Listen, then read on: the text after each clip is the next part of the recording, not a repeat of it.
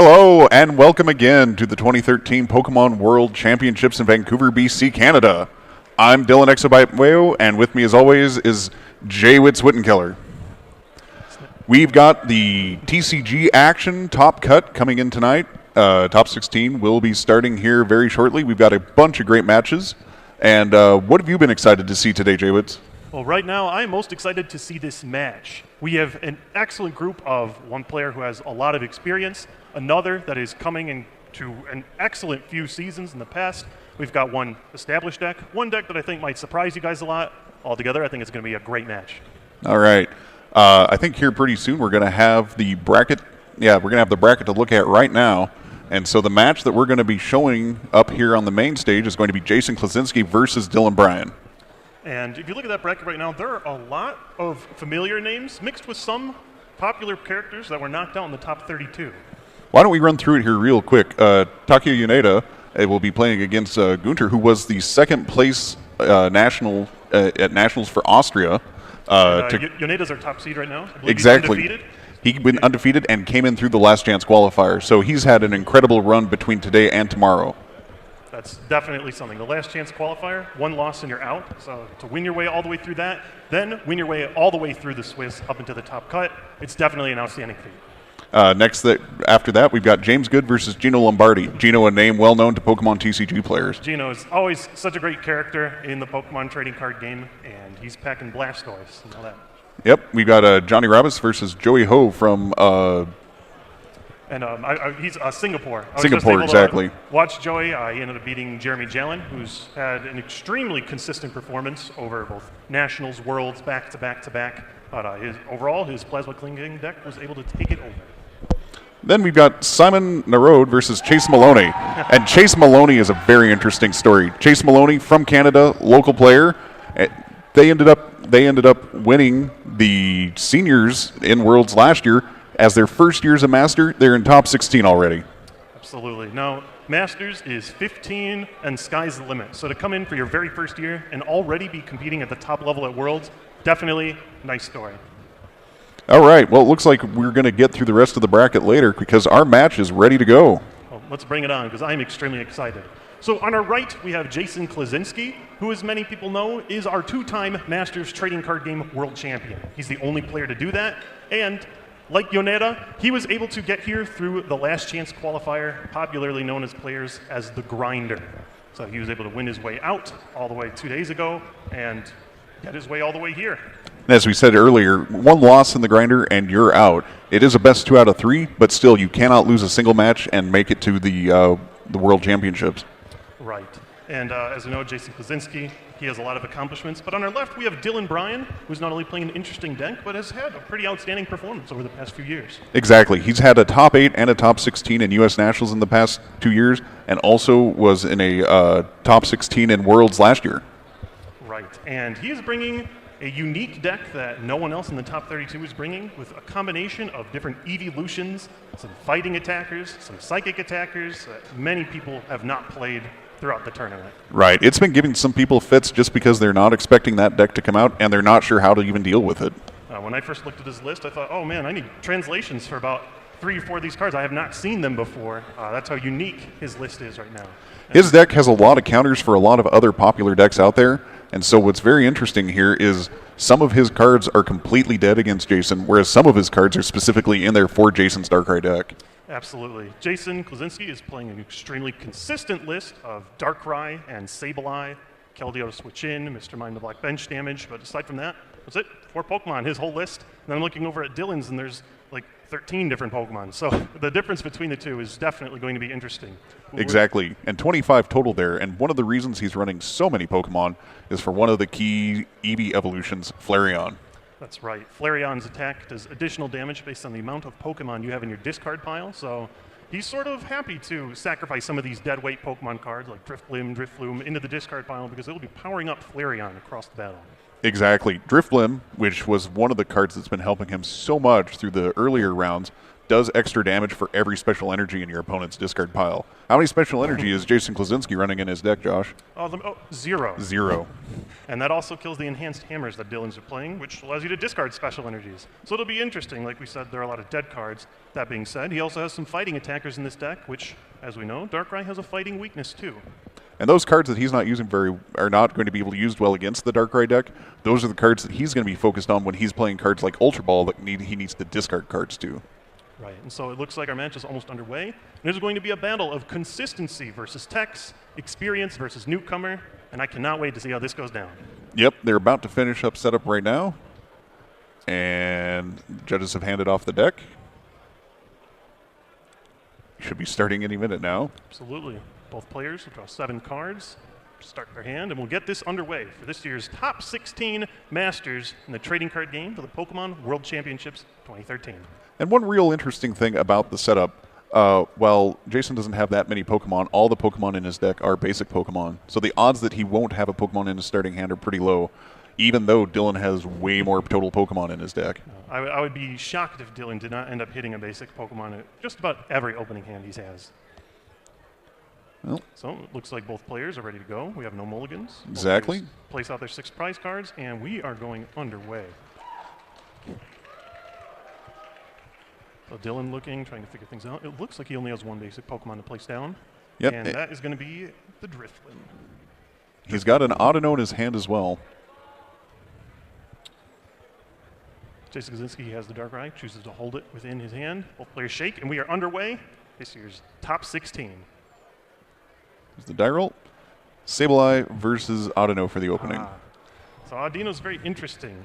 Its ability allows you to discard it straight from your hand in order to remove a special condition. The Hypnotoxic Laser is extremely popular in many decks as a tool to add special conditions such as poison and sleep. So Audino in many ways is just a way for you to discard straight from your hand, remove those conditions. And it's also a great card against the Excelgor Gothitelle decks, which we ended up not seeing many make very far in Worlds at all this year. I was extremely surprised about that, Dylan. Gothitelle Excelgor, as many know, won our U.S. National Championships. There were 2 of them in our top 4. In our top 32, we saw exactly 0 of them. And I believe many players were just teching against it. The U.S. Nationals is the largest that we have, and so when a deck wins, people want to be prepared for it. Yeah, and Audino is a card that a lot of players told me that they were frankly afraid to play because of exactly the situation that Dylan is facing right now. Now, he was able to get out of it by playing his N and find some more basic Pokemon to put on the bench. Why don't we take a look at N real quick, which is a key card that a lot of players are using. N is extremely interesting because both players shuffle their hands into their deck and then draw equal to the amount of prize cards that they have, as you guys can see. Now, this card is really great in the early game. It allows you to refresh your hand, draw 6 cards. But it's even more deadly in the late game when you have a low prize count. You can shut your opponent out simply by playing N, bringing them to no hand, and then taking over the game from there. Yep. And here we have that Hypnotoxic Laser we were just talking about, played on his Audino. Audino can't discard to itself to cure itself, so it's going to be poisoned, and looks like we got a heads for the sleep as well. Wow, that is some cruel irony there. Yeah. Audino, definitely not that strong once you've started with it. I'm sure Dylan is not too pleased to have it that way. And so, in addition, he's also played the Burbank City Gym, which instead of 1 poison damage counter in between turns, is going to turn it to 3. So that Audino going to be taking a bit of poison damage right away.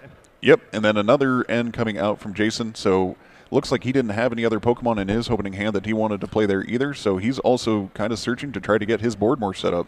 Right. He did have the Darkrai in his starting hand, but it was washed away by Dylan's N. So maybe Jason's thinking, maybe I did want to put that Darkrai down. Yeah, that's always the danger of not playing all your basic Pokemon early when you have a card like N in the format. So both players drawing their 6 cards. And I see an Ultra Ball. So Jason definitely has an out. And Ultra Ball is also a great card because it gets darkness energies into the discard pile. Yep. He's got 2 Dark Patch. He's got a few Dark Patch in his deck. That lets you get darkness energy back out of the deck, saves those discards from playing wasted cards, and can accelerate how many energy you're getting onto the board. Absolutely. And so once you have Sableye active, Darkrai to the bench, you've got a way to accelerate energy from the discard pile with Dark Patch. And you can also bring back any trainer cards that you've played with Sableye's Junk Hunt. Sableye's Junk Hunt is an attack that a lot of these darkness-centered decks have been playing a lot. It lets you pull those item cards directly out of the discard pile into your hand. Pokemon just can't seem to print a bad Sableye these days, and I'm all a fan for it. Junk Hunt is an extremely versatile attack that really only darkness-type decks get, and so it's an amazing card. Jason's been an extremely huge fan of it, playing it in just about all of his decks throughout most of this season. Well, he's getting an energy on his Darkrai there, or his Sableye, and then going to play the Dark Patch to put the energy on Darkrai. Right, and you really couldn't be in much a better situation because you've got Sableye, you can get that Dark Patch back. That's another free attachment because he's already got the other discarded Darkness energy. Grab another Hypnotoxic Laser. The only question is, does he have a supporter? Definitely something you're going to want to have in order to survive the late game. Right. So the Auto is able to wake up. Don't know if that's even going to really be relevant for what Dylan's planning right now, but he's gone straight to Flareon on the Eevee that was on the bench. Now on the bench, I already see that prepared Terrakion. It's not the EX, just regular Terrakion. He's been around in the format for a while, and if you look at him, he doesn't seem that strong from the get-go, but simply because fighting weak cards are so popular in this format, being able to deal just 90 damage for 2 energy against fighting weak Pokemon is surprisingly strong. And pretty much every Pokemon in Jason's deck is weak to fighting. Right. The only one that isn't is Sableye, who has no weakness. That being said, he only has 70 HP. So Dylan played a Juniper there, discarding at least one Pokemon to start powering up Flareon's attack that he'll be using later. I also see Tropical Beach, and it looks like that's how he'll be ending his turn. It's the World Championship Stadium card, and by playing it, you can end your turn and draw until you have 7 cards in your hand. You have to skip your attack, but sometimes that's not what you're needing right now. You're needing more cards. Right. Dylan runs a very setup-heavy deck. Being able to draw more cards is exactly what he needs right now. And as a nice little bonus, he's able to remove that Burbank City Gym, so now he's just taking 1 poison damage and countering between turns. Yep. Let's take a look real quick at Darkrai EX. That's a pretty strong card that Jason's been playing, and Darkrai has a lot of really strong abilities on it that we want to check out. Absolutely. Darkrai really is the heart of Jason's deck. Now, many Darkness-type decks usually like to play a few copies of Absol to work out sort of a basic attacker. Jason decides, no, I want to go completely aggro with Darkrai. And so he's played Professor Juniper, dumps his hand, drawing 7. All he needs to do is attach a single Darkness energy from his hand, and he can start Night Spearing this turn. Exactly, and he won't have to worry about discarding any energy to retreat that Sableye because Dark Cloak, Darkrai's ability, allows all of your Pokemon with Darkness energy to retreat for free. Darkrai just has so much going for him, and even though he's had a few troubles across this format, Darkrai has always remained a consistent and strong play. As we can see here, this year's World Championships. Last year's Worlds was almost completely dominated by Darkrai. It was almost the only deck we saw in the format once we got to the top cut. It was 7 out of 8, is that right? That's correct. That is insane. So the power of Darkrai has lasted an entire season. We're seeing him again at this Worlds. Few cards have changed. That said, all of the tools that he has, the energy acceleration, the Sableye, the ability to bring back items, it's just such a strong card.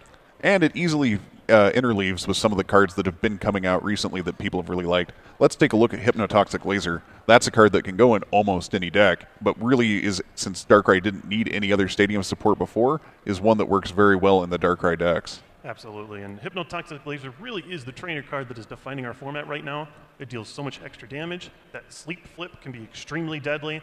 Altogether, it's just a card that can really harm decks. So another stadium switch. Tropical Beach is gone, and Burbank City Gym back in play. So with that Terrakion Poison, that's going to be even more damage going on to Terrakion from the gym. Right, and Jason is just 10 damage short of a knockout on that 130 HP Terrakion. That said, you can't really complain with 120 on the one card that's going to give you trouble in the late game. So that was a pretty critical Sleep Flip, and that Tails is going to keep him on the bench, or on the active, so it cannot come back to the bench. So that's tough news for that Terrakion. Extremely unfortunate. And he did the same thing with Audino as well.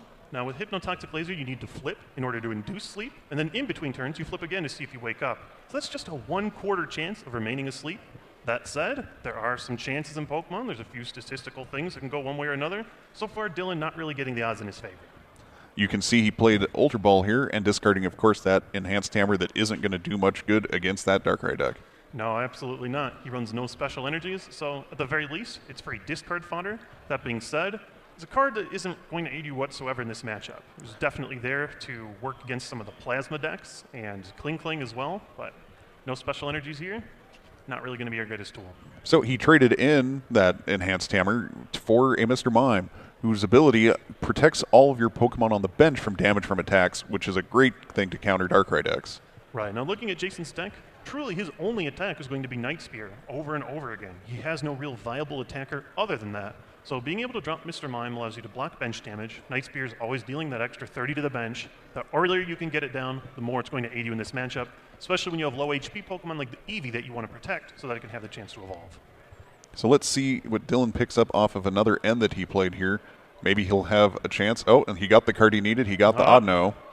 And so that's what he's there for. Removes a damage counter, brings you back from that sleep condition. Unfortunately, you can only choose one of the two conditions, whether or not you want to aid the sleep or the poison. Clearly here, you want to at least get that Terrakion at some stage where he can move around. Another bonus benefit from Oddno, when you discard it, it's another Pokemon to count for Flareon's Vengeance. Right, and it's definitely a reason that Dylan's running 4. He wants those Flareons to swing extremely hard at the end of the game. And so when you have a non-EX attacker that can knock out EX Pokemon over and over again, you can really turn the tide in your favor. And that's another interesting point. Dylan has no EX Pokemon in his deck except for Lone Landorus EX. That's correct. Oh, and also the Terrakion, of course. But yeah, with those cards, he's really going to try and do everything he can to protect them. And it's interesting. You know Darkrai can Night Spear, deal 30 to the discard or to the bench, but when you see Mr. Mime, you realize, wow, that Terrakion is actually a lot safer than he looks. Oh, I'm eating my own words here. Exactly. Let's take a look at Pokemon Catcher, the newest card that's probably defining the format with Hypnotoxic Laser. Pokemon Catcher has just always been an extremely strong card since it's been out. It allows you to simply pull up a card on your opponent's bench and bring them up to the active spot. It's the same as Gust of Wind. It's been around since the base set days of Pokemon. And really, that simple wording is one of the strongest trainer cards in this entire deck. The bench seems to be a safe place, but with the Pokemon Catcher, you never know what's going to happen. Right, and it seems like Dylan was so close to escaping that, but once he's active, there's really nothing he can do. He's going to lose this attacker that really gives you an easy swing, an easy way to knock out Darkrai. Without him, Dylan's going to have to do a bit of work to start finding some way to shut this down before he starts losing all of his Pokemon. He interestingly did not go for the one EX in his deck, the Landorus EX, which is also another fighting type that can deal a lot of damage back to Darkrai. I'm not sure if it was prized or if he just didn't decide that he wanted it at this point. Right, that's a good question. And it's interesting because Landorus EX definitely does aid you in the Dark-type matchup. That said, it needs 3 energy before it can start dealing its attack that can knock out Darkrai in one hit. Otherwise, you're just dealing 30 to the active and 30 to the bench. Right, that'll be 60 to Darkrai, but you'll need 3 of those to go off, and Darkrai can do a lot of damage in return in that time. Right, and so it looks like Jason dumping his hand, drawing once again off of Juniper. And right now, I would say the ball is definitely in Jason's court. He's applying a lot of pressure. He has everything that he wants right now. He's getting rid of the Terrakion, and it's going to be whether or not Dylan can power up enough to get that Flareon to swing extremely hard, hopefully have his Mr. Mime blocking some of that bench damage so he doesn't give up right away. It's going to be tough. That's true, but Flareon doesn't have any energy on it yet. He only needs 1 double colorless energy to be able to pull that off, but at this point, Flareon doesn't have much going for it. Right, and it's interesting to note that it's the Eevee on the bench that has an energy attached to it, not the Flareon. Let's see what Jason is deciding here. He may be retreating.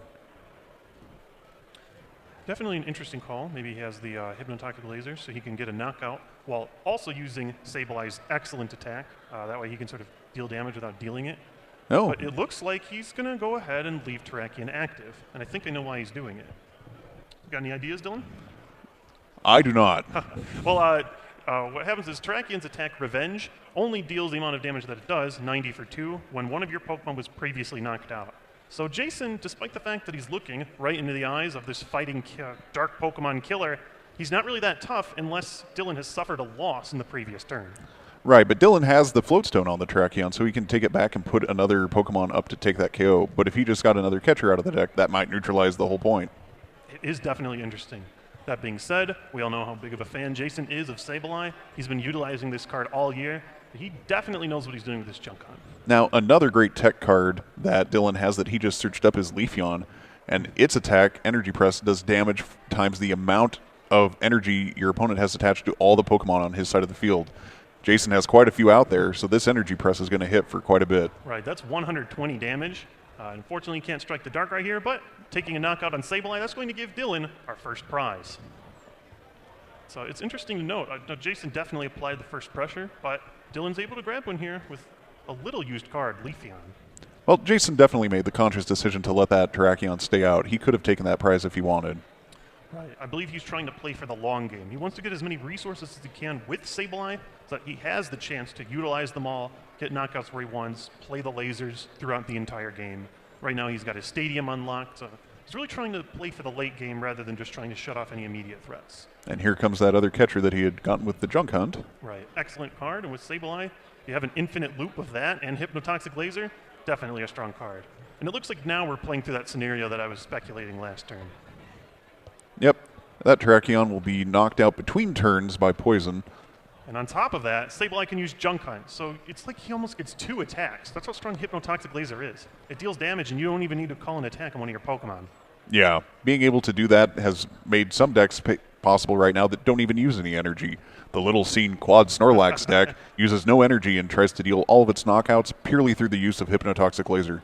That's it. Hypnotoxic Laser is so strong, it can be your only attacker in the entire deck. And so here we have Sableye loaded up with energy, Darkrai on the bench, easy prize for Jason while being able to maintain a small field. And the small field is going to be important for a couple of reasons. You don't want to get that much energy out against the Leafeon, and also it limits any possible catcher targets for Dylan. And so it looks like Dylan has just played his A-Spec card, Computer Search. You can only have one A-Spec card in your deck. They are usually trainers, and they are extremely powerful. Let's take a look at Computer Search.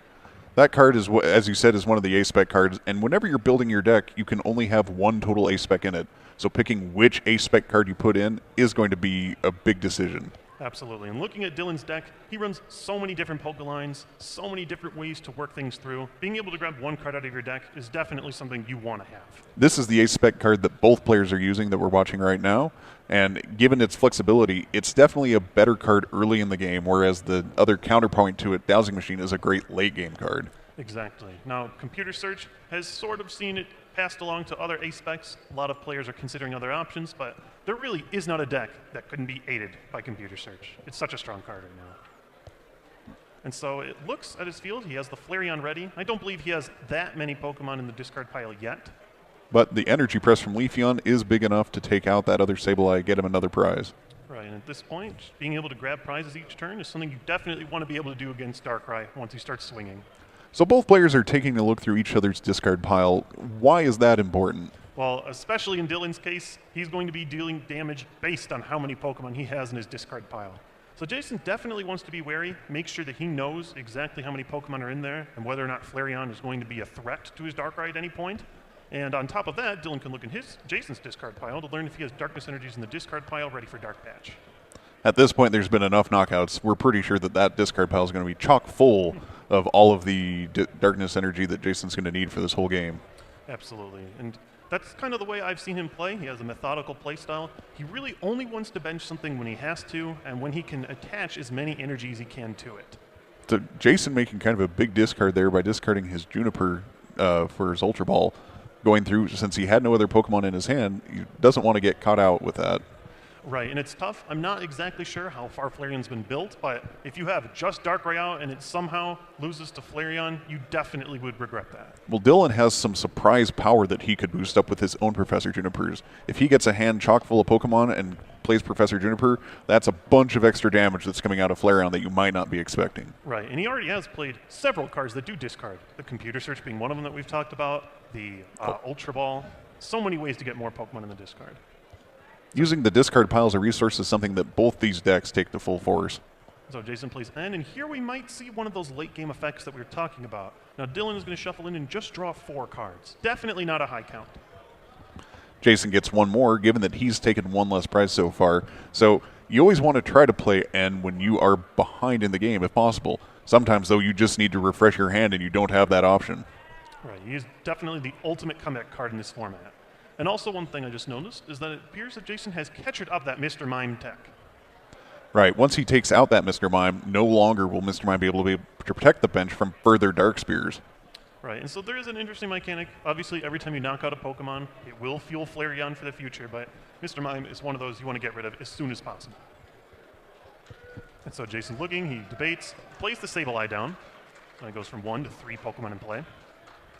And will knock out Mr. Mime. So the prizes are now evened again, 4 to 4. All right, back to Dylan's turn. You might see that he's stacking all of his Pokemon on the deck to make it easier to count And he's playing the random receiver, goes straight to Juniper. Definitely a card he wants to see for several reasons. For him, he does not mourn discarding Pokemon as much as the average trainer because it's going to give him more options to work with. It's going to give him more fuel for Flareon, and always discarding your hand and drawing 7 cards is an excellent draw tool. So before he's going to play that Juniper, he's going to put Eevee on the bench there. Without Mr. Mime, that Eevee will no longer be safe. So he definitely wants to evolve it as quickly as possible. 2 Night Spear bench damage will knock out your Eevee right on the bench without it ever even needing to be present active. So he plays the Juniper and does discard 1 Pokemon to it. So Flareon's, I think he's got around 6 or 7 in that discard pile now. And plays his own stadium to get rid of the gym. So we're back on the Tropical Beach. Right, and at this stage in the game, it's very unlikely that Dylan will play Tropical Beach. You're going to want to be attacking as many turns as possible here, but just being able to knock out that Verbank City gym, getting rid of all that extra all that extra poison damage that you can do, definitely something you're going to want to have happen. So Energy Press, given that he's knocked out so many Pokemon, not doing quite as much here, but still 80 damage on that Darkrai is quite a bit. 80 damage for 1 energy is still surprisingly solid. It's going to have his Darkrai ready for a knockout on the next turn with Flareon, providing that Flareon survives to the next one. And it puts Jason in kind of an odd spot. He can't just blindly put the energy down where he wants to do it because he always has to be worried about putting too much out to make Leafeon active. Right. It's interesting. Leafeon is a card that really isn't extremely strong on his own, but in a deck where you're already running Eevee and all these other kinds of evolutions, being able to deal a lot of damage on 1 energy of any color is surprisingly decent. So he's changing which of his Darkrai is going to have 3 energy with the energy switch. Probably going to bring up that other one so that he has a fresh, unhurt Darkrai up front. Correct. With Dark Cloak, you can always retreat your Darkrai for free as long as one of your Pokemon has a Darkness energy attached to it. So being able to switch out, put Clean Darkrai active, is at the very least going to force Dylan into playing a Pokemon Catcher if he wants to knock out that bench Darkrai. Jason's again checking the discard pile, probably counting up how much that Flareon's going to do as soon as it surely comes up after the next knockout. So both players surveying the discard piles, and it's definitely going to be interesting. At this point, Jason's at the spot where he's going to be swinging with Darkrai's pretty much every turn. But on the flip side, Dylan is going to be able to knock out EX Pokemon, giving him 2 prizes per knockout instead of just 1. So far, both Pokemon he's knocked out have been Sableye, which have been keeping him at kind of at parity. But here comes the knockout from Darkrai, putting another Pokemon in that discard pile. Let's see who he's going to bring up. Bringing up that Audino. So Audino has Floatstone, and let's take a look at Floatstone because that's a card that's seen a ton of play since it came out. Absolutely. It is one of the best Pokemon tool cards in the game right now. Many decks play it. Darkrai doesn't simply because he has Floatstone built into his Dark Cloak ability. For everyone else, Floatstone, when attached to one of your Pokemon, gives it free retreat. So for Dylan, there's no reason for him to decide who his attacker is now. He can just throw Audino up as a buffer and retreat him to whoever he likes. Being able to retreat your Pokemon without having to discard energy reduces the amount of energy you need to play in your deck and keeps your resources on board where they can actually help you out.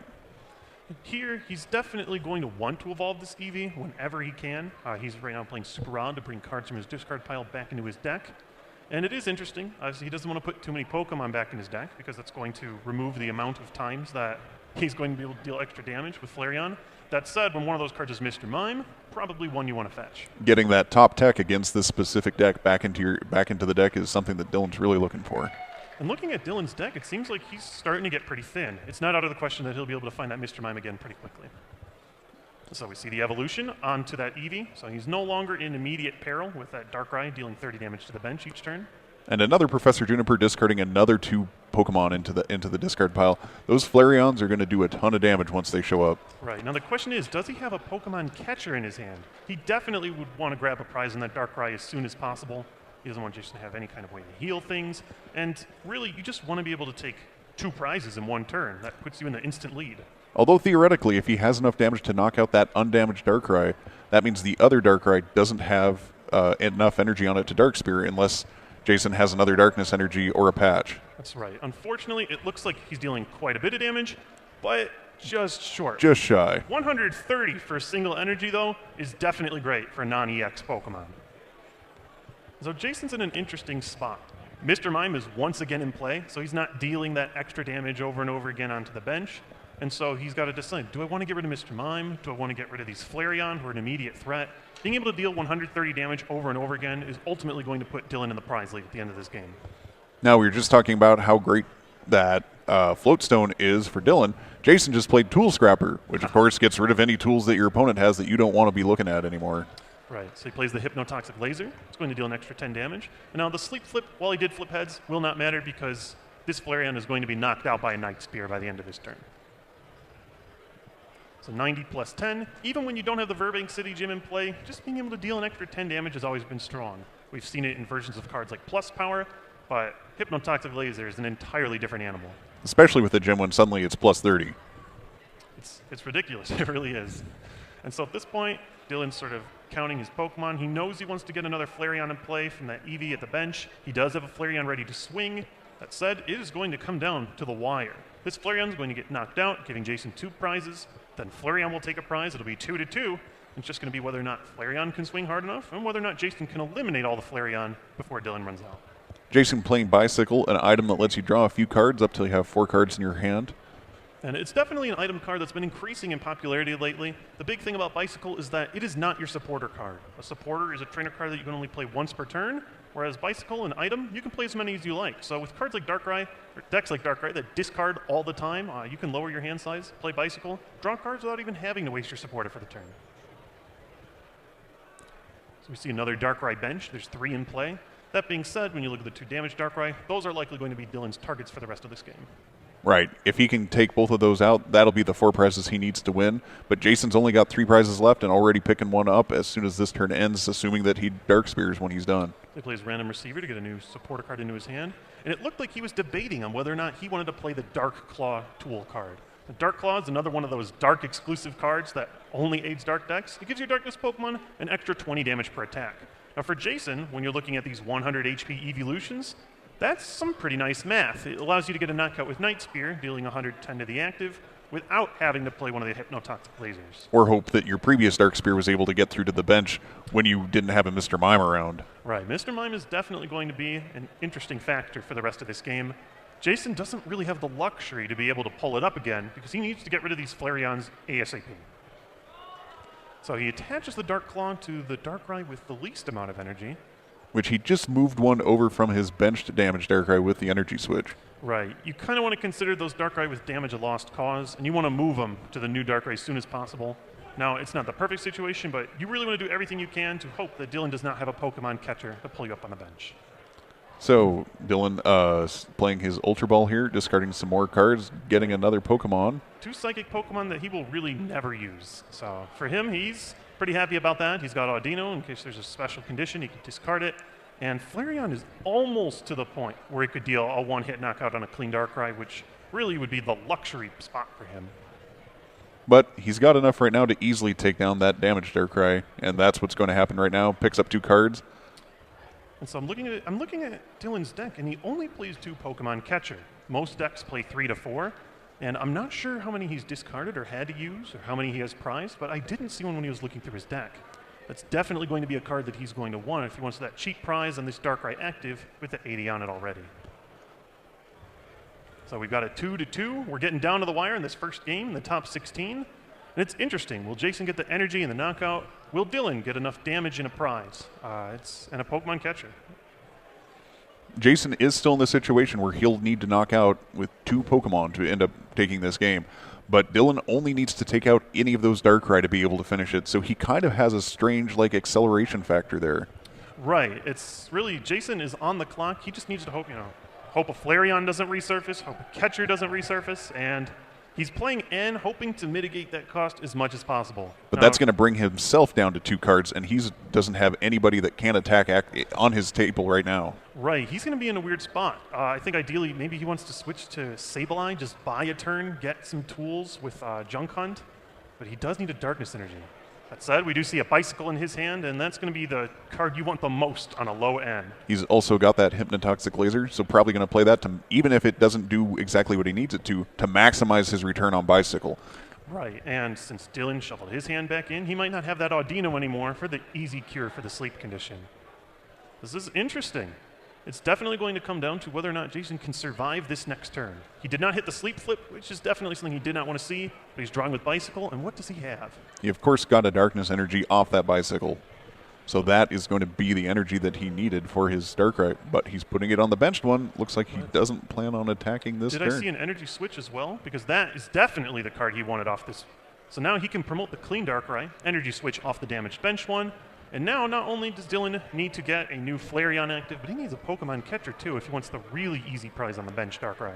Although at this point, once that Flareon is knocked out, I'm sure his bench will be his discard pile will be plenty full to take out a clean Darkrai. Right, I know it's close. He hit for 130 when he last attacked. This Flareon's going in for 2 more, that'd be 150. He discarded 2 with Ultra Ball, so he probably has enough. And he has Audino active and goes for Hip Bump. Wow. That seems to be That is his conceding attack, I believe. Dylan clearly did not end up with the cards that he needed there. And so it seems N, the perfect revenge comeback card, has put Dylan in a spot where he really cannot recover from. Jason's looking at his options, but Audino is good as gone. I believe this game is over. Yeah, not sure what Jason is really contemplating at this point, unless he's trying to draw the game out to see more of Dylan's crazy deck that he hasn't seen before. That's interesting, but Dylan does have the option to concede at any point. I know it could be an advantage to play to time, but it's interesting that Jason is searching his own discard pile when he has the game right here. But Dylan seems content with waiting. Oh, now one thing to consider, I believe Hip Bump, the attack, forces you to flip for whether or not you can actually deal damage to Audino. I completely forgot about that. It does have that shield, but that puts the effect on Darkrai. Right, so if this Darkrai can retreat to the bench Darkrai, then the game is over. So there's the Dark Patch, so he really just needs 1 more Darkness Energy. He has the Juniper, so he's trying to play cautious. He attaches to the benched Sableye. Definitely not something I expected. I thought maybe he would try and go and retreat. I don't know if Audino's attack effect is on himself or on the Darkrai. Oh. No, and the catcher here. My catcher. Yeah. Okay, well then, he does have the game right here. Although he brings up Mr. Mime. Oh, okay, so I believe it's like you said. The effect is on the Darkrai with Hip Bump. Yes. He did not want to put the game to a coin flip. He could have attempted and flipped heads, won the game right there.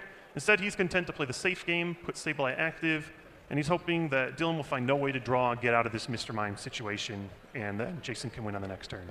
That's interesting. You look at his field and you think, surely he has the sure win here, but he didn't. It would have been a coin flip, and he's trying to play it as safely as possible. So Dylan with this low hand, he attached to Audino, probably not something he wanted to do.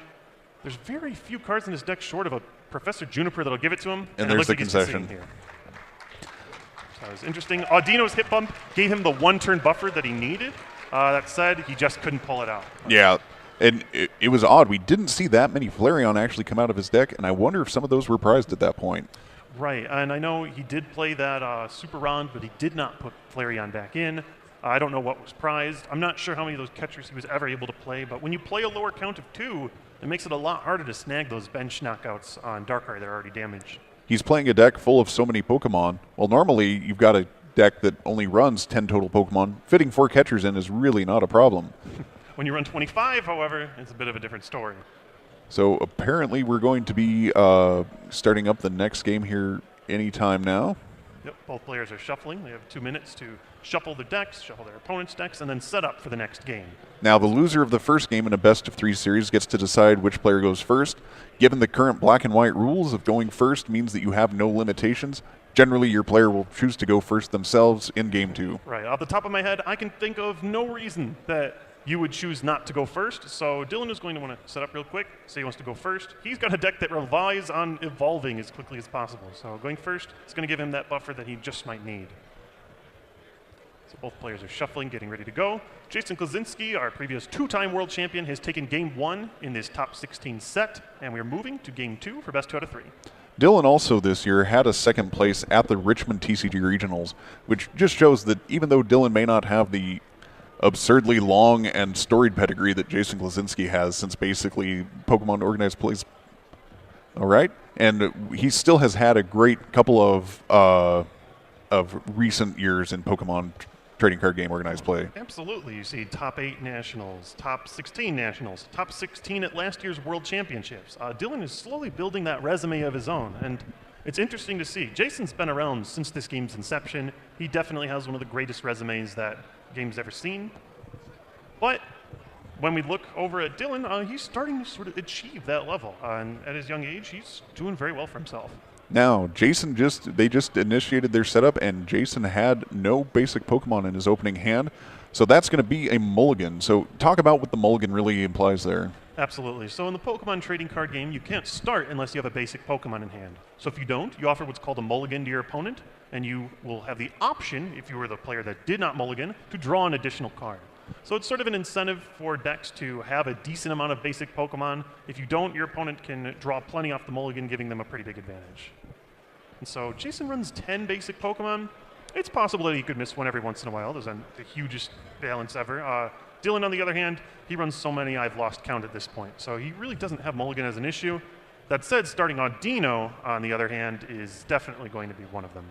He does get the float stone and plays N right away, trying to find a new set of cards to get out there. He does not want Audino up front if he can at all help it. Right, and looking over to this finals match, starting with float stone is at least better to move the Audino at any point. Yeah, so we were waiting just for a brief moment to get this game started, but so far, both players are just playing an N, shuffling, starting the game, but if you watch the first match, you haven't missed too much yet. We have a starting Audino and nothing really else on Dylan's side. Dylan did play that Tropical Beach, which will help him with early game setup as much as his deck needs setup. All right, and here we are live. As you guys can see, we've got Tropical Beach and the N, which proved extremely successful for Jason in the late game, being played here in the early game just to give Dylan a fresh hand of 6 cards. It seemed like he really didn't like anything he had. So we just got done with the N, and so they're finding out the new cards that they'll have in their hand. Now, Dylan is playing a card that we did not see last game that is also a great card to have against Darkrai, and that's the Landorus EX. Now, Landorus EX has had sort of an interesting history. When Boundaries Crossed first came out, it was one of the strongest decks ever. And then as Plasma became popular, Water-type Pokemon sort of surged, Blastoise became strong again. Landorus has sort of fallen to the wayside. That said, against Jason, where he runs pretty much this sole Dark attacker as all of his damage, being able to hit for fighting and weakness is something that's going to aid him a lot. And also, since Dylan's deck isn't solely focused around getting that Landorus out, it doesn't matter if he goes up against a Blastoise Keldeo deck because he can just not play Landorus, whereas the Landorus heavy decks, usually that was the only way they had to deal damage. Right. And so we're looking here. Unfortunately, he did not hit an energy card, and that is definitely one of the drawbacks to when you run a deck with only 8 total energy in it. And so he only has 4 fighting energy in his deck to attach to this Landorus EX.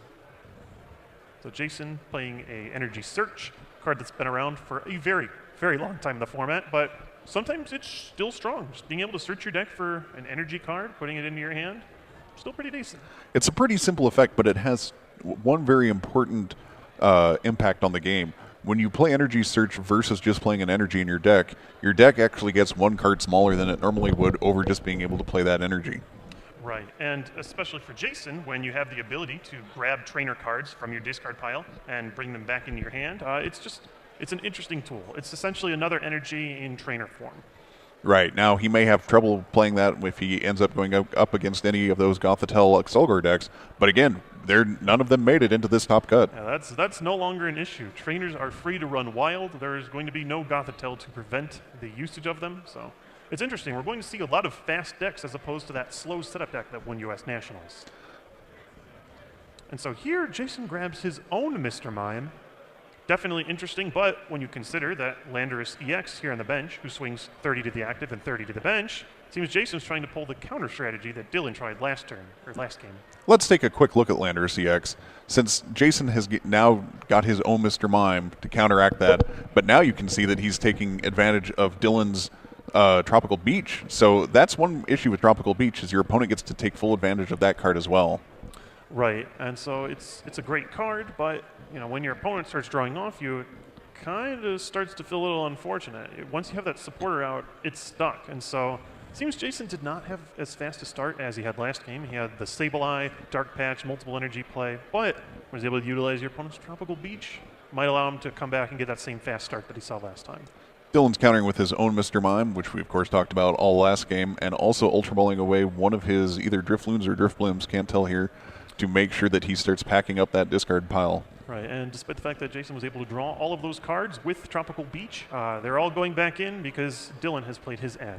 Jason does still have his discard pile packed with Darkness Energy, though, and that's something that's going to help him once those patches start showing up. Right, and it is interesting now that they look, he's got Mr. Mime in the active position. He's sort of putting him up as a sacrifice to anything that Dylan is able to concoct here. doesn't have the best setup, and he doesn't want to give up his Sableyes because they are a huge role in the way that Jason plays this game.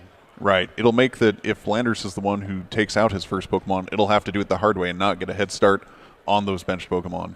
Right, and so we do see that fighting energy that he was looking for, but Mr. Mime, active or not, still blocks that bench damage, so Darkrai is not going to be the recipient of any of that. And while we said that Darkrai is weak to fighting, Mr. Mime is not. So even though he's not attacking with that Mr. Mime, it means that Terrakion is going to have to take twice as long to get through it. Right, and so even though you've got 30 damage on it, Mr. Mime is a 70 HP basic. Do you really want to attack it 3 turns for a knockout? Probably not. But if it's your only option, it's what you're going to have to do to chew your way through to that Darkrai you want. Right. At this point, I'm sure he's happy to see the fighting energy, but it would have done a lot more last turn when the Darkrai was active on turn 1. So Jason discarding a random receiver, and it looks like it's going to be a Pokemon catcher to an Ultra Ball. Not really wanting to get rid of those cards at this point, but not having the option because he needs more Pokemon outstat. Right. The big thing Jason definitely wants in play is a Sableye, especially at this point. He's running much slower than he did last game, so he's checking. There's definitely a Sableye within his deck. It's just whether or not, how many counts do I have? How careful can I be with this Sableye?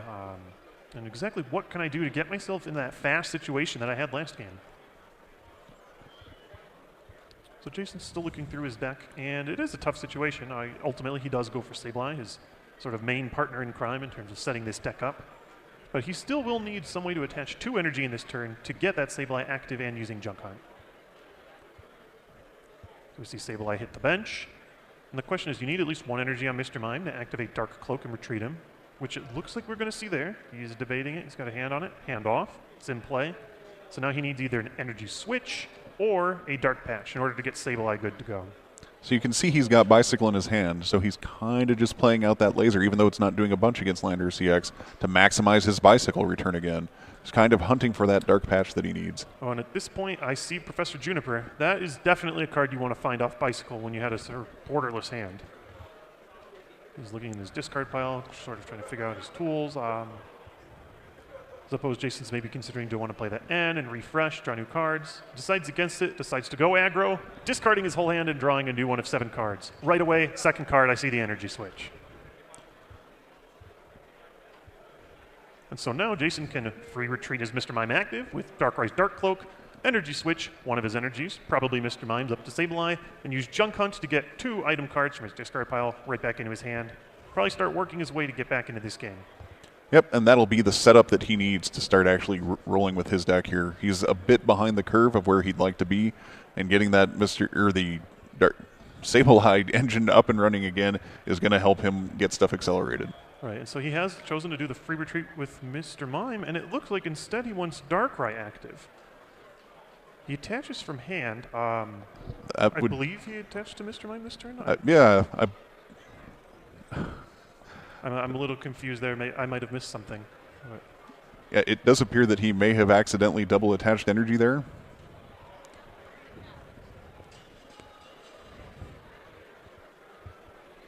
So we're going to have take a look at what's going on here real quick. We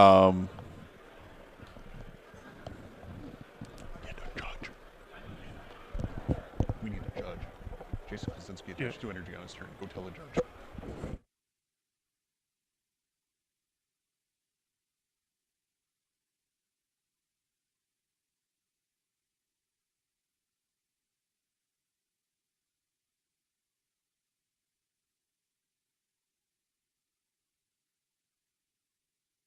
All right, and we're back on to Dylan's turn now. Looks like he's looking through his deck with computer search. Discarded 2 of those Garbodors, which he does not necessarily, discarded the 2 Trebushes, which he does not necessarily need right at this point. Right, at this point it looks like that Landers EX was the recipient of Night Spear. Still not sure how that's going to turn out because Jason did attach 2 energy from his hand to power up Darkrai, but we will see how this goes. There might have been something we missed, but at this point, right now we have Landers EX, a lot of damage, taking poison between each turn. Dylan definitely not in that strong of a spot. He's got the Eevee down. That's what he needed to start getting going. And there's N, I believe. Is that Dylan's 3rd N played this game? There's been a bunch of Ns played this game. I'm not sure quite how many. And as we've seen from watching the match earlier, you really do want N in the late game. Having to use it as a consistency crutch is definitely not your go-to play. So we're going to be shuffling up the decks. But neither player has taken a card yet, so they will both get the full 6 off of N.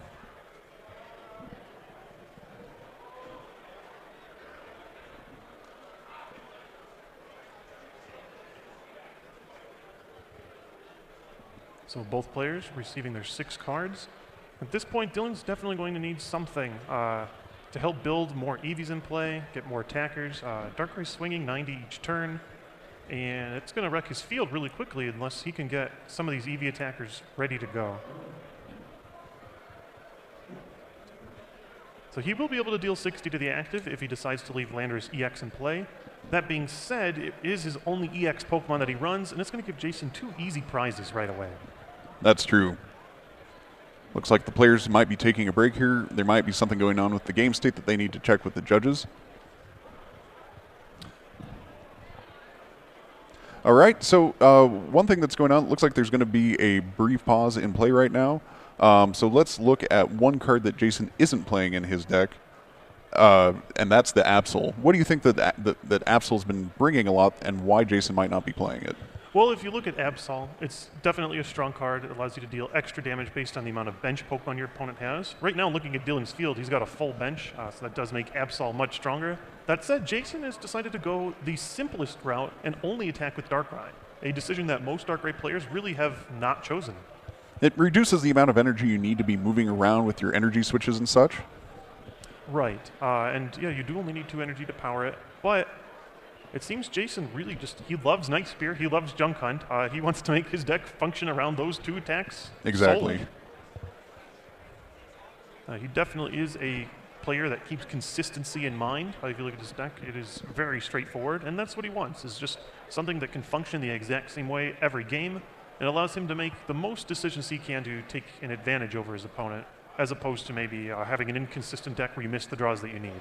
Putting a Dark Claw on his Darkrai, again, a bunch of those EV evolution cards have a right just over the 90 HP that you normally will deal with Dark Spear, so making sure that you're going to hit those KOs. And so now we've got Jason assessing the field. He's got 60 damage on his active Darkrai, but he's in a pretty great spot right now. He's going to be able to take an easy 2 prizes off this active Landorus EX, and Dylan has no other energy in play. Now, once again, we've noted that he has 8 energy in his deck, so it can harp you in the long run if you're not able to hit them consistently. That could be why he was playing all of those end cards, searching his deck, refreshing his hand, trying to get the energy he needs. Although without a Flareon card, it isn't even anything he could really do with an energy at this point. Right, and even though both players are 6-6 on prizes, Dylan sort of is in a state of desperation. He's going to try and do everything that he can in order to get more Pokemon in the discard pile, find some way to power things up. Leafeon really isn't going to be too strong of an option because there's only 3 energy in play.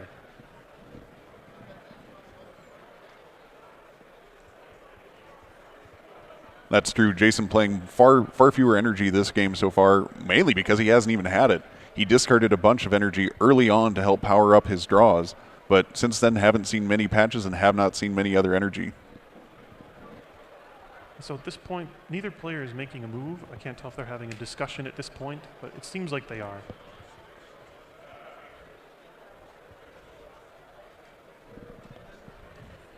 All right.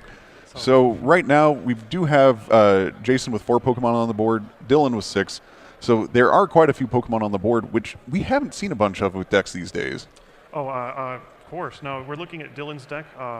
All kinds of things that he has that he wouldn't normally see in a tournament. You have things like Drifloon and Driflim, Garbodor, who would see some play, but really not all the time. Espeon, Leafeon.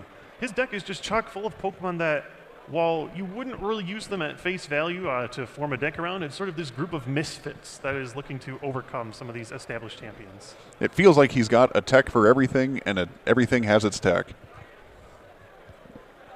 At this point, one of the problems to running such a highly teched deck with so many Pokemon in it is getting set up.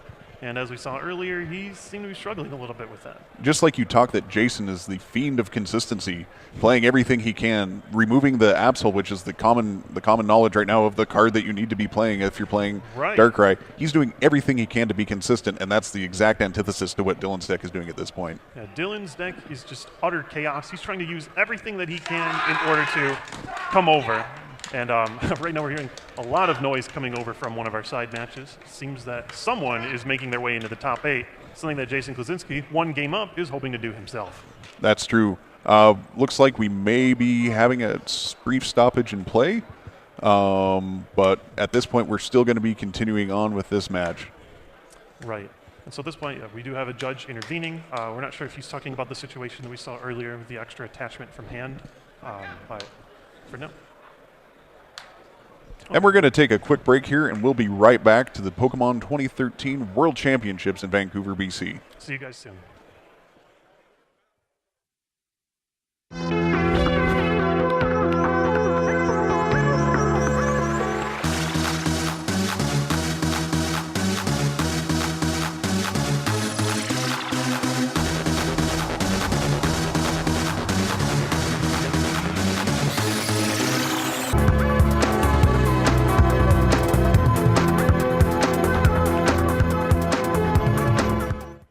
Pokemon fans, welcome back to the Pokemon Trading Card Game World Championships. We have some unfortunate news that Dylan is going to be here to help explain. So as we saw, Jason accidentally attached a second basic energy on one turn there. That, of course, is a gameplay error major, but since the game had accelerated beyond that time and the game state was not recoverable, the penalty for that was accelerated to a game loss. So Jason will end up losing game 2 and will end up going to game 3. Jason will be going first in the game, and this game will decide the entire match. Right, and so unfortunately, just due to circumstances, we can't really reverse that situation. Things have happened. It's a really high-stakes tournament. There's a lot on the line. The judges just have to make a call with what's been happening. And so here, both players are shuffling, and we're moving to the decisive game 3 to determine who will be moving on to this year's top 8. And what time is it? What time is it? What time is it? Well, my watch right now is telling me that it is 9:30. That means that these players have been playing Pokemon for over 13 consecutive hours today, in addition to the amount of time that they've been playing yesterday. Right. You might think that this is a silly mistake, but when you're playing a game at the highest level under this much pressure for that much consecutive time, things like this are going to happen. Right. Even the most experienced player can make simple mistakes when you've played an entire day of Pokemon. And we need to keep into perspective, Jason also played through the entire Last Chance qualifier proceedings. Exactly. He's had so much to deal with the past couple days. It's understandable, but very unfortunate. But we're already into the third game. Jason opens up with a Sableye, and Dylan, again, probably not with his favorite opening. This time, it's Trubbish. So here, Jason looks like he has no supporter in hand. That said, he has the ever-useful computer search card. Allows you to search your deck for anything after discarding 2. So things are definitely not as bad as they might seem at the moment. Let's bring computer search up there to remind everybody how useful that aspect card can be. Yeah, computer search definitely useful, especially in Darkrai. Just dumps 2 darkness energies. He already has the dark patch, so here it seems, unless he really has some kind of setup he wants to work with, he's probably going to try and fish out a supporter card here, get things rolling right away. So despite this game being sort of shoehorned in from the second, it looks like Jason is in a pretty good spot to compete here with this third one.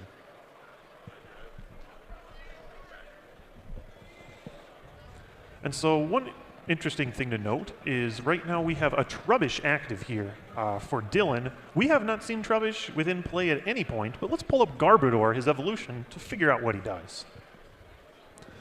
Yeah, Garbodor is definitely in here for other decks, although it's not a completely dead card against Darkrai. It's not a card that he's really been looking to use against Darkrai. Right. Now, Garbodor's Garbotoxin, it allows you to shut off all of your opponent's abilities as long as you have, or sorry, it's each Pokemon in play. Exactly. But it's, except for Garbotoxin, of course, when you have a Pokemon tool card attached to him. So Garbotoxin can shut down that helpful Dark Cloak from Darkrai. One special note, Garbotoxin also shuts down abilities in hand and in the discard pile, which means it can shut down his own Audino. That's correct. And so it looks like right now, Jason has attached a Dark Claw. He has a Darkness Energy attached. He has Hypnotoxic Laser. all he needs right now is a Burbank City Gym in play, and I believe he can knock out this Trubbish right here. Is that correct? Is this the 60 HP Trubbish? It could be. I do not have that card in front of me in high enough fidelity to be able to tell, but it looks like he would have played it at this point already if he had the chance. Right, and regardless, it definitely is a strange situation to attach a Dark Claw to your Sableye for, unless it was really, either a last-ditch effort or trying to do a surefire. So, yeah, but there comes the junk hunt. He does not attack, but right now having a lone Sableye is never a situation that you want to lead off with. You never want just one Pokemon, especially when you function around several high HP EX ones. But conversely there, I don't think that Dylan has a way that he could knock out a lone Sableye on his first turn. Right, I'm looking at his hand, and really I don't see anything that can particularly deal too much damage. Perhaps Jason just attaching the Dark Claw in hopes that he could get the first turn knockout, but without it, Dylan is going to try and set up here once again with the Landorus EX, and this time there's no Mr. Mime yet in play. Conversely, there's also no benched Pokemon, so he's still just dealing 30 damage to the active. It looks like he's trying to get his attacker that can do the most damage the quickest without having any previous setup. That, of course, in his deck is going to be Landorus EX. Now, interestingly enough, while he can tell that Jason might be not in the best situation, he needed to play that N anyway, which is going to refresh Jason's hand. Maybe he'll put Jason in a better situation than he was, but maybe not. That's the risk you always have to take with these early Ns. Right. You never want to help your opponent with a card that you're trying to use to help yourself. But N is just one of those cards that can do just that. So both players are getting a new clean slate. Neither really seemed like they had too strong of a start. Right now, I can only imagine Dylan is hoping to hit a Float Stone so he can get that Trubbish out of there. In the active spot, not too helpful. And here's the Float Stone. And he plays the Tropical Beach and passes the turn. Even does keep that Trubbish up front. I guess apparently thinking that if the Trubbish does get knocked out, at least that means that his Landorus is going to have no damage on it on the next turn. Correct. He kind of wants to force his opponent to pull up Landorus into the active spot. He doesn't want to get poisoned and start soaking up damage like he did at the beginning of that last game. At this point, unless you have an energy to attack with Landorus, which once again we've noticed Dylan has missed, you don't really want him up there, even as a damage buffer. So Jason playing an Ultra Ball here. Debating dropping a Darkrai. He definitely wants at least one Darkrai down to start working. It's tough. He has no energy. That's usually the go-to discard, but he does go for a Darkrai here. And he begins to look through his deck. Obviously, the Mr. Mime is good to block out damage from the Landorus. In addition, you definitely want a Darkrai in play. Maybe that was just the card he had to discard here. So it's interesting to see what Jason will pull out with this Ultra Ball. He's looking through his deck right now. He might not have found what he was looking for on his first pass through there, but he just ends up going with another Darkrai. He may have just been trying to thin his hand down for something like Bicycle. Right, and so at this point, Darkrai in play, one in the discard pile. He's trying to get his way out to some new resources, and at this point, not a terrible play. He's got Darkness Energy in the discard pile for that Dark Patch. And I believe if you look at some of the other cards he had in his hand, he wants to discard that tool as quickly as possible with Tool Scrapper. He might want to play that Pokemon Catcher, bring up Landorus EX. At the end of the day, he decided having an extra Darkrai in play not as valuable as some of those Pokemon tool cards before he dumps his entire hand with Professor Juniper. And that also explains why the discarding the Darkrai to Ultra Ball to get Darkrai. If he's going to play Juniper anyway, and he only wanted one Darkrai out there total, this way he's using all of his resources, thinning his deck to get to the cards he wants, and still gets to play the Tool Scrapper and the Dark Patch from his hand. Right. It is interesting, however, no, he did not play the Pokemon Catcher. So at the end of the day, I guess he would rather have this active Trubbish soak up some damage. He could perhaps knock him out with Confuse Ray, dealing an extra 20 damage with the Dark Claw activated. And he might not want to knock out that Trubbish at all and just kind of have Dylan stranded with this Trubbish in the active position that he really can't get out with any other way, and not being able to do any earlier attacks than he might be able to otherwise with that Trubbish either knocked out or retreated with the Float Stone. Right. With no Float Stone, you're not going anywhere. Dylan only plays 2, so that's really leaves him 1 out to move this Trubbish out of the way, aside from, finding some kind of switch card or just attaching the energies. So Jason really seems like he wants to capitalize on this opportunity, use Sableye, help him set up as often as possible using Junk Hunt, and it seems like it's definitely going to pay off. So Dylan, he goes to 3 damage on Poison. He attaches, plays N, and he's really going to have to hope to find that second Float Stone, being stuck in the active spot while Jason can just continually Junk Hunt, get new stuff over and over again. It's going to hurt. So we've got, Jason had just played Junk Hunt, and now he's got N, which means that the cards that he pulled out of his discard pile aren't in his hand anymore. Although they're in his deck, he could redraw them again with N. Right, and even when your stuff does get shuffled back in, it's helpful to have resources back in the deck. That being said, your hand isn't as stacked as it was before. I'm not seeing Jason's discard pile there. I'm not sure if that's off the table currently, but Jason draws, Dylan draws, plays Ultra Ball. Interestingly, discards the Garbodor. So at this point, maybe just abandoning the fact that Garbodor can do anything. He does remove the poison condition by using his Audino. And so he's getting some Pokemon in the discard pile, but I don't see any Eevees, so I don't think we'll see Flareon in play anytime soon. Yeah, we definitely won't see one next turn. There's no way to accelerate evolution in the game right now between just basic and stage 1. And so it looks like Dylan will end his turn using the Tropical Beach Stadium card, which ends your turn immediately, but you draw until you have 7 cards in hand. Something that it seems Dylan needs pretty much as soon as possible.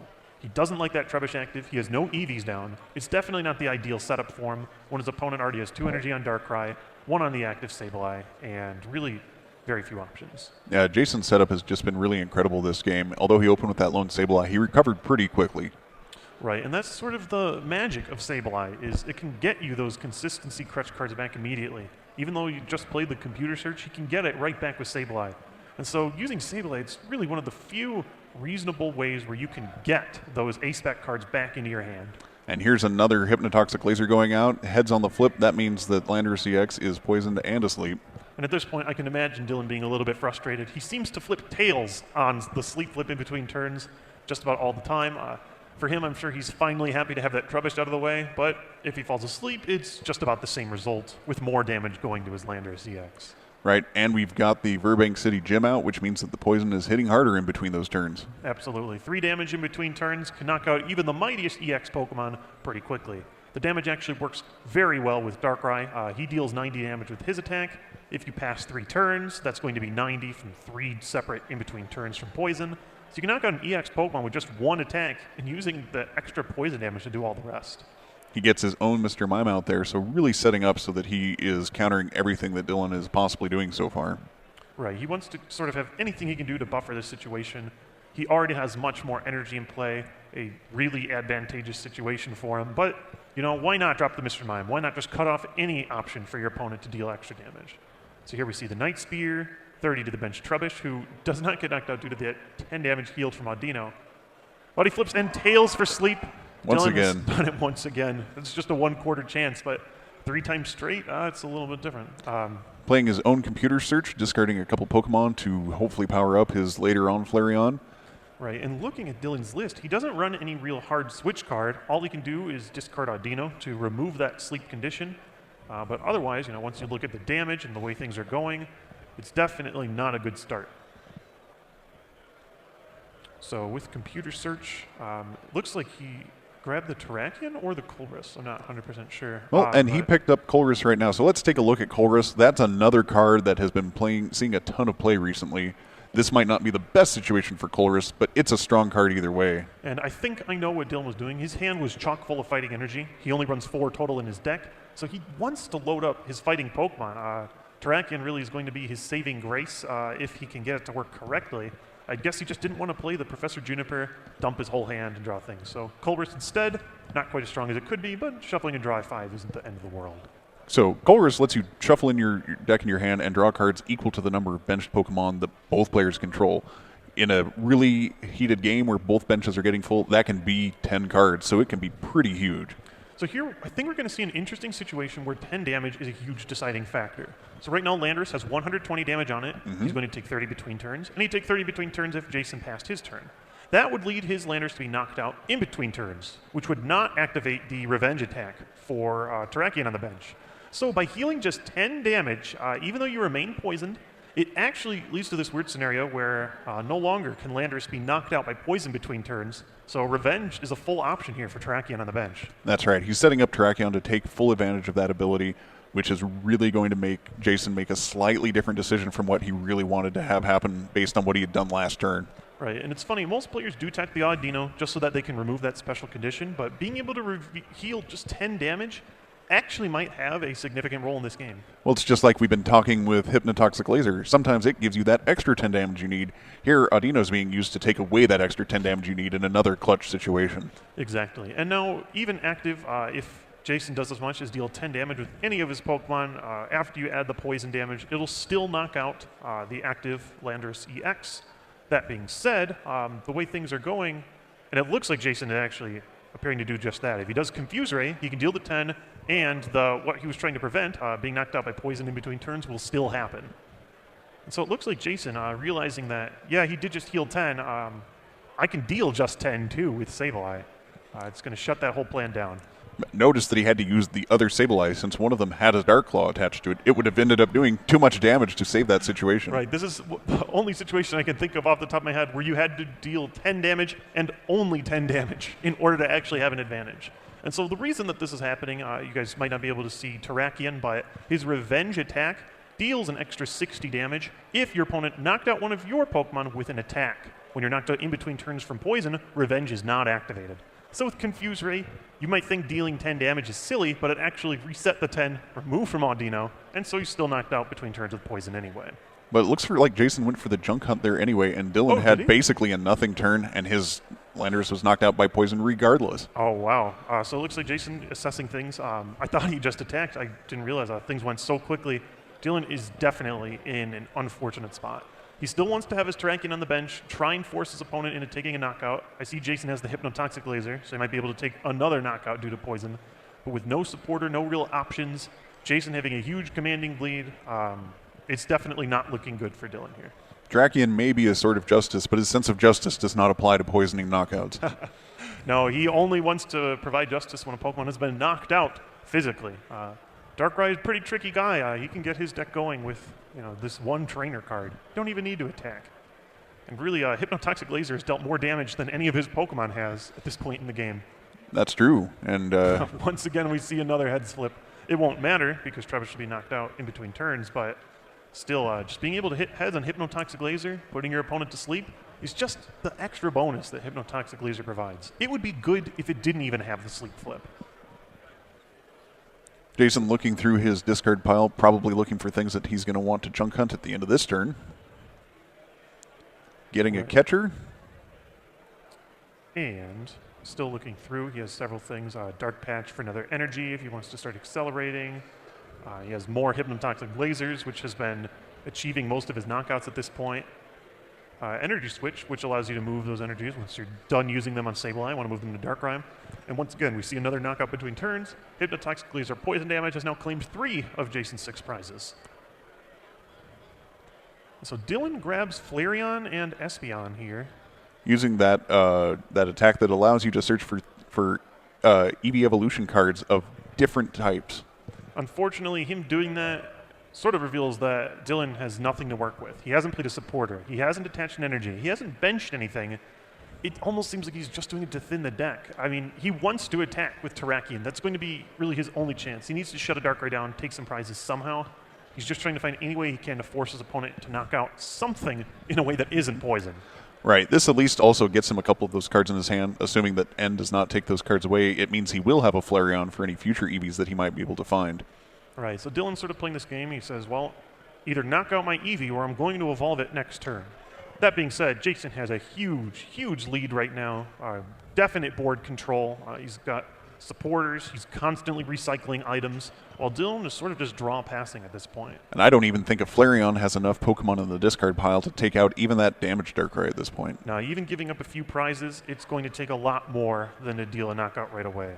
Maybe a knockout on this Darkrai with 6 damage counters on it already, but still it's going to take quite a lot to get this going. And it is unfortunate. In the top 16, we've had this nerve-filled battle, both players really doing everything they can in order to survive. It definitely is unfortunate to not have any outs. And so Dylan looks. It still looks like he's short a supporter, and he extends his hand right here. Jason Klaczynski will advance to the top 8. Great match by both our players. Had an unfortunate incident in the middle. Jason prevails regardless. Right. And it was definitely an exciting match. That first game came right down to the wire, right down to top decks. I can't imagine the nerves that are going through Jason Klaczynski right now. It was unfortunate to have to give up a game right there, but I'm sure there are no harsh feelings. The end result ultimately was not changed. And we're going to be rolling into the top 8 here any minute now. Jason's going to have his next match, and we'll see who we're going to be bringing up on the stream here pretty soon. Congratulations to both players, both the unique deck and the extremely consistent one, and I'm hoping to see a lot more like that first match in these upcoming games. We're going to kick it over to the All right, we're going to come back to us. We're going to be looking at who's going to be coming up in the top 8. I don't know that we have all of the records back for us to look at yet, so we do not have the information yet about who Jason could be potentially facing. Right, and I'm trying to remember the bracket. I'm not 100% sure, but I know Jason has tooled his deck so that he has a shot at just about any deck. I know he dislikes the Blastoise matchup, which is popular here, but at this point, he's just about ready for everything. He's a 2-time world champion, so he's definitely prepared for anything that is to come. All right, well, we're going to take a quick break. Once we come back from that, we'll have some top 8 trading card game action here in Vancouver, BC in the 2013 Pokémon World Championships. See you guys soon.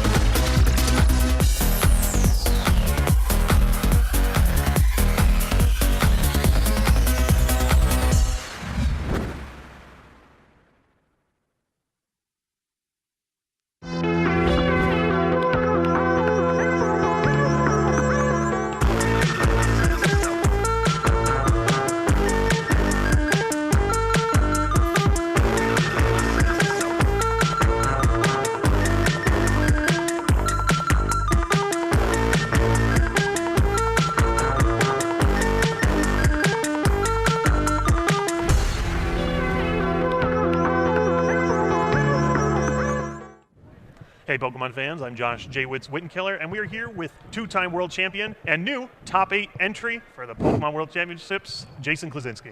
Jason, how does it feel entering the top 8 here? It's exciting. World Championships are always exciting.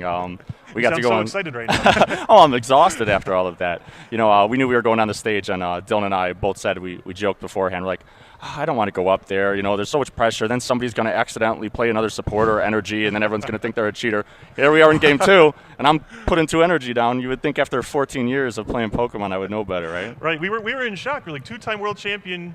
Did he just play a second energy from his hand? We were almost incredulous. And so we did the math. You guys have been playing about 13 hours of Pokemon today, plus you had to go through the entire last chance qualifier. What is it like having to climb up that road as opposed to just simply getting in through your championship points or well performance from last year? No, it's fun, actually. I like to play Pokemon. My friends always joke and make fun of me how I'm the guy that could just play Pokemon all day. So if it was up to me, if I was going to qualify for Worlds, I would do it via the last chance qualifier and get 6 more games in before Worlds. I mean, at that point, it's one loss, you're out, so you're sort of instantly thrown into a situation of pressure. Yep. And so, talk to me a little bit about Darkrai. Your list is, fairly consistent. You're aiming for just kind of like a good matchup against everything. How's that been going so far? Well, I wouldn't say I have a good match against everything. Most matchups are pretty close. This whole format as a whole is most decks are pretty close against other decks. There's not a lot of decks that are just hard countered by other decks in this format. At Worlds, we did see some decks that started to have some bad matchups. Kling Clang is destroying the Blastoise decks, for example. Darkrai was the deck that I've played all season. that's kind of how I am in Pokemon. I like to play one deck, and rather than switch off to another deck and another deck, I'd rather just tweak that list and find the ways to adjust it to beat the metagame. And you just get comfortable with the deck and playing it all season. I know it in and out. I know all its matchups so well. I'm just confident in my ability to play the deck. And when I was playtesting before Worlds and I saw that I had a good matchup against Plasma, that's all I needed to push me to play it. Absolutely. And I know you've run through plenty of Plasma to get here. Hoping to find one in this top 8 matchup coming up? Oh, absolutely. That's one of my favorite matchups to play. I've practiced it a lot.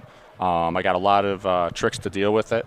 And the only game I've lost actually to Plasma this weekend was I got basically turn 1. My poor Mr. Mime got poisoned, and I had no other Pokemon, and it got knocked out. So I've been doing really well against Plasma. I'd gladly play against it in top 8. So we've seen you run off this engine of simply 2 attacks, Night Spear and Junk Hunt over and over again. Seems to be doing the trick. You've seen the field. How do you feel about a potential 3-time winner for this year's World Championships? Hey, it's possible. I mean, it gets harder every year, I admit. People get better and better, and more importantly, their lists get better and better. And, unfortunately or fortunately, depending how you look at it, most of this game is decided by the cards you choose to use. You could take a great player and a new player, and if you give the new player, a standard Plasma list versus a theme deck, the new player is going to beat the experienced players. So right. I've noticed over the years, players are playing better decks regardless of skill level. Absolutely. So it's definitely down to just those small edge things, last minute decisions, and even draws sometimes. Yep. So this is your best turn up since 2008. It's hard to believe. That's when I got into the game. It feels so fresh, like, oh, he's 2-time world champion. But this is really your best shot at sort of saying, like, hey, I didn't just win those 2 on accident. It's coming here, right?